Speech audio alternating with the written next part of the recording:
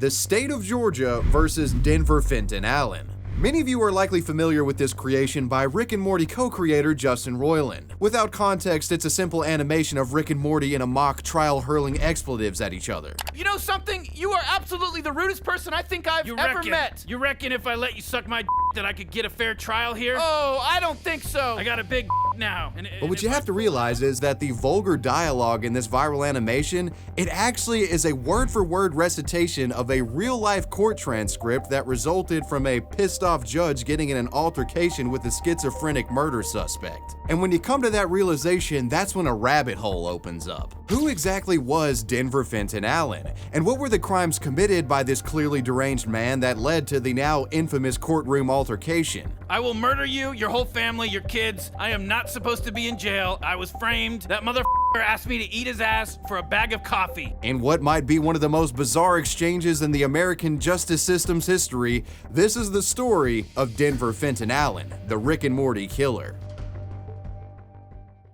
I want to give a big shout out to Helix Sleep for sponsoring today's video. Helix makes premium mattresses and bedding customized to fit your specific needs and ships it all right to your front door. In order to pair you with the perfect mattress, Helix has you take a sleep quiz before ordering, which takes into account your preferred sleeping position and body type, even considers your partners as well. Personally, I'm a side sleeper that likes a medium feel mattress, so Helix paired me up with their Midnight edition of mattresses. I upgraded to the Midnight Luxe, and within a few days the mattress arrived in my house in a box. Shipping is free in the United States. You can personalize your mattress even more by adding the Glaciotex cooling cover to it. Glaciotex fiber is cutting-edge mattress tech designed to keep you cool and comfortable while you sleep.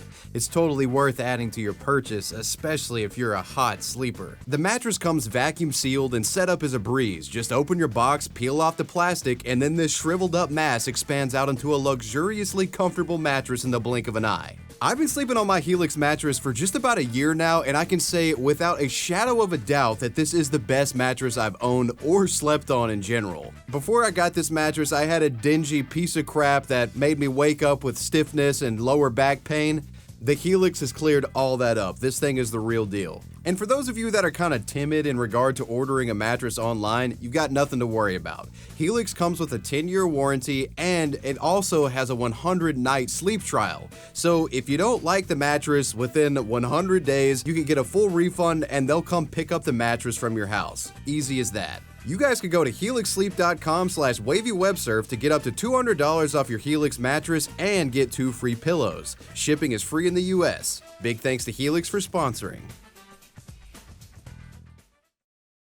The online infamy of this court case stems back to San Diego Comic-Con 2016. At a panel, Rick and Morty co-creator and voice actor Justin Roiland would introduce the audience to the previously niche yet remarkable case of the state of Georgia versus Denver Fenton Allen. Roiland had discovered this bizarre case in its transcripts online. Reading the transcripts word for word in Rick and Morty voices, this was the result. Can we get a court order to get my dick sucked, sir? You're so cute. I know all the inmates just love you to death. Oh, yeah. Oh, I bet. All the white butt boys love me to death, too. Okay, well, I'll bet they do. I'll kill your whole family. When I get in this trial, I'll murder your whole family. I'll cut your children up into pieces. I'll knock their brains out with a fucking hammer and feed them to you. Okay. I'm subpoenaing y'all's ass in the courtroom.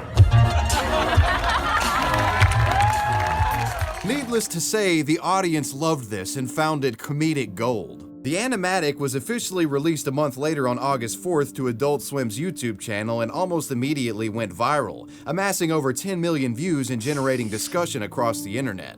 It would become legendary online, and as public awareness of the state of Georgia versus Denver Fenton Allen grew, people began wondering, what exactly did Denver Fenton Allen do? What crime did he commit? And what were the circumstances that led up to the altercation with the judge? This is Georgia man Denver Fenton Allen. Allen has a long and storied criminal history. His record goes back over a decade. False imprisonment, armed robbery, kidnapping, these are just some of the charges the man has faced. But for the purpose of this video, we need only to go back to 2014. In November of this year, Denver Allen was arrested for making terroristic threats. The exact details of these threats aren't publicly available. Allen would be initially jailed at the Bartow County Sheriff's Office in Northwest Georgia. While in jail, custody officers noted a sharp decline in Denver Allen's mental state. And the man would prove to be quite the unstable individual, with Denver Allen reportedly making it a habit to threaten the lives of custody officers and the Bartow County Sheriff on numerous occasions.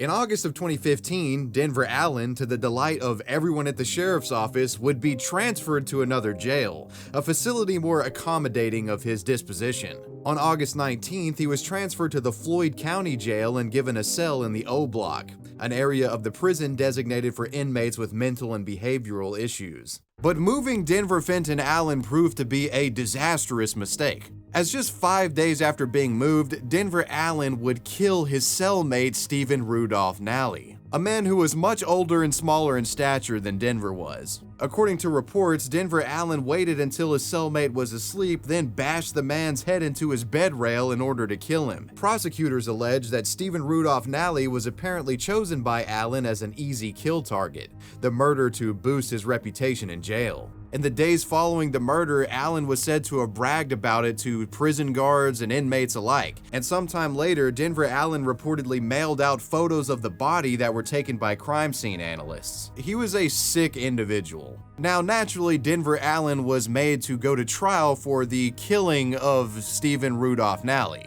Denver Allen would then be appointed an attorney. A public defender would aid in his legal representation in the case. Given the erratic behavior showcased by Denver Allen, his public defender questioned the man's mental state and felt he was unfit for trial. By request of counsel, Allen was sent to Central State Hospital in Milledgeville to receive a psychiatric evaluation. There, he was diagnosed with schizophrenia and delusions, among other things, but was deemed cognitively aware enough to stand trial and have involvement in his own defense. Unfortunately for his public defender, that meant the erratic man was able to influence his own trial and make decisions on his own behalf, making mistakes and ignoring counsel every step of the way. Against the advice of counsel, Denver Allen would pursue a not guilty verdict, despite there being overwhelming evidence proving that he committed the killing. Now let's meet our judge, the other half of what would become the infamous altercation between the two individuals. This is Superior Court Judge Bryant Durham Jr. This particular judge was well known and respected and had been voted into his position by the public several times over. Durham had a clean record of conduct throughout his career and was known for his civility and level-headedness from the bench. However, this Denver Fenton Allen case that he was presiding over would prove to be quite challenging in the aforementioned regards. In initial court appearances in preparation for the trial, Denver Allen would request a new public defender, claiming that his attorney was requesting sexual favors in exchange for proper legal representation. So during a preliminary hearing on June 16th of 2016, Allen would bring up this concern with the judge. And it was during this 11-minute courtroom appearance that the infamous transcript was born. Allen begins by explaining to the judge a theory that he has. This theory is that his attorney, that he's accusing of being a sexual harasser, also conspired with the doctors at Central Hospital to get a schizophrenia diagnosis landed on him. This lawyer has made sexual advances on me. He's misrepresenting my case. He told me if I wanted him to do a good job, I had to let him give me oral sex. He's had doctors at Central State Hospital put a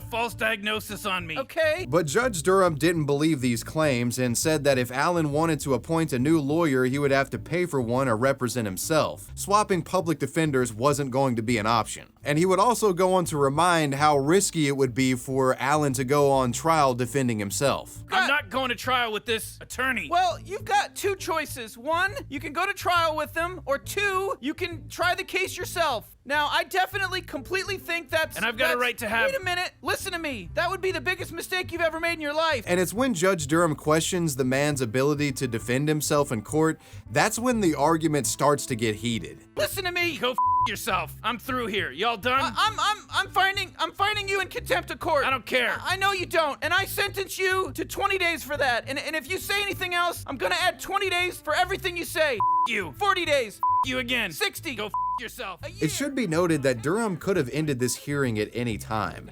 The judge wasn't known for entertaining contemptuous criminals wanting nothing more than to get under his skin, but there was something about Denver Fenton Allen that seemed to strike a nerve with the judge. And what starts as cheeky rebuttals from the judge eventually walks into the realm of compromising the trial. At one point, the judge famously slips up and says that Denver Fenton Allen looked like a queer, which could be grounds for a mistrial under discrimination. Perhaps this is what Denver Allen was looking for. You prefer men. I boys. You prefer men, right? I white boys. You know, you look like a queer. Well, okay, so now you're calling me a queer in the courtroom? I didn't call you one. I said you looked like one. The argument just gets nastier and nastier, with Denver Allen making threats against the judge's family. I'll kill your whole family. And when I get in this trial, I'll murder your whole family. I'll cut your children up into pieces. I'll knock their brains out with a hammer and feed them to you. And when Denver brings family into it, the judge just completely loses it. Gonna work. You ain't gonna tell me shit. Listen. Suck my Shut up. Listen to me. Suck my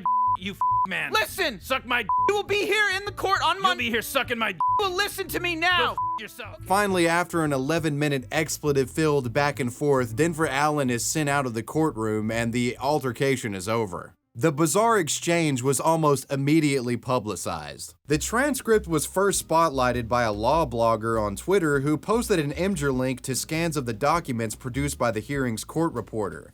And from there, the transcript went viral. Even mainstream news covered Allen and Durham's war of words. A North Georgia Superior Court judge is off a murder trial after a vulgar exchange with the defendant. The courtroom comments were laced with expletives and more. Outside the Floyd County Courthouse, many had already heard what happened inside. I'm not saying he doesn't have feelings, but don't be personal with it. Don't take it personal. 1 week ago, murder suspect Denver Allen threatened to kill the family of Superior Court Judge Bryant Durham. This official transcript of the court hearing includes every word of what became a vulgar exchange. Folks in the legal world expressed disappointment on behalf of Judge Bryant Durham, shaming him for his unprofessional behavior in the face of provocation, especially from someone who was known to have mental issues and who wasn't to be reasoned with. What is really remarkable, and not in a good way, about this case is that the judge engaged in this really sort of deep down in the gutter trash talking with this defendant. What started with F-bombs dropped by Allen led to crude sexual references by both defendant and judge. Using language that I have never in all my years of practicing heard a judge use, let alone a judge on the bench, in open court, in front of the public, on the record. Former Fulton County prosecutor Tanya Miller says the judge had the authority to nip it in the bud. There were deputies in the courtroom when this happened. Those deputies would have removed this defendant in a matter of seconds. But for the majority of people online, they were fixated at just the batshit insanity of Denver Allen's rants. I will murder you, your whole family, your kids. I am not supposed to be in jail. I was framed. That motherfucker asked me to eat his ass for a bag of coffee. In the wake of the publicity regarding the case, Judge Durham would deem his own behavior unacceptable. He formally recused himself from the Denver Allen case and reached out with a recounting of events to Georgia's judicial watchdog agency. He would later issue a public apology and refer to his words as improper and intemperate comments. A formal investigation by the Judicial Watchdog Agency revealed that Judge Bryant Durham violated 2 judicial canons of ethics: failure to avoid the appearance of impropriety and failure to discharge his duties impartially, competently, and diligently. The judge was later admonished for his actions and agreed to undergo sensitivity training to better prepare himself for quarrelsome defendants. And what would happen to Denver Fenton Allen? A new judge would be assigned to his trial. Honorable Judge Billy Sparks was set to preside over the case after Durham had stepped away. Unsurprisingly, in this trial, Denver Allen would yet again attempt to provoke, on many occasions threatening to kill Judge Billy Sparks' entire family. I'll kill your whole family. But this judge didn't take the bait and would simply dismiss Allen from the courtroom when he tried provocating. Allen's schizo rants weren't going to get him out of this one. In terms of his defense, Denver Allen would eventually admit that he did indeed kill his cellmate, but said that he did it in self-defense as his cellmate was allegedly sexually assaulting him and he was being mistreated in the prison system. But due to Allen not knowing legal protocol and ignoring counsel at every turn, he improperly executed this motion. And because of this, the judge refused to allow him to change his plea, striking down the motion. Upon his self-defense motion being struck, Denver Allen would have an outburst in court, threatening to kill several people present in the courtroom as well as the district attorney. This would prove to be a recurring scene during the time of this trial, with Denver Allen going on a vulgar rant threatening to kill people every time he didn't get something that he wanted. On the day of the trial's conclusion in December of 2017, the jury took just 1 hour to deliberate his verdict. Denver Fenton Allen was sentenced to serve life in prison without any chance of parole. Upon the jury leaving the courtroom, Denver Allen called everyone present trash and claimed that one of the jury members was a pedophile.